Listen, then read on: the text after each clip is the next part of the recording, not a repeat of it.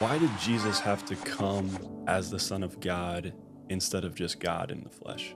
Yeah, that's powerful. Well, when God created our pristine parents, the first human beings, Adam and Eve, we know that in Genesis 1 and 2, everything was perfect.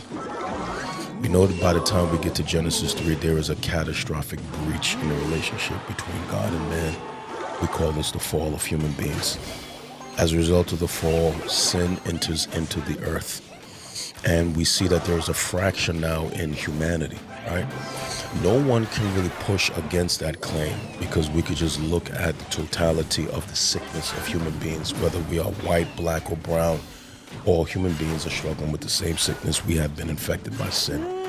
It is the source of all of our insecurities, our shame, our failure, our relational tension. It is the source of wars, poverty, sickness, and disease. It has infected human beings. It has infected all of creation, right? And because God is holy, he demands a payment for sin. His payment for sin is blood. So what does God do? When the people of Israel, that nation is formed, he gives them a sacrificial system in which they have to constantly keep shedding the blood of animals to temporarily atone for sin. God's payment for sin is that blood must be shed. So for thousands of years, you have these Israelites shedding the blood of animals as a temporary atonement for sin. That was a foreshadow of what Christ would do. So Christ, who has always existed, let's make sure that's clear, has always existed. He is not a created being. He is part of the Godhead, the Father, Son, and the Holy Spirit, right? A spirit cannot shed blood.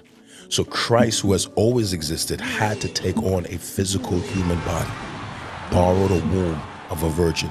And now that he has a physical body, now that body could be mutilated and the blood from that body can be shed so that atonement can be made for the sins of the whole world, in which you and I who are saved now, we reap the righteousness of that atonement. So Christ could not come as God. He had to come as a physical man because blood had to be shed to pay the price for sin.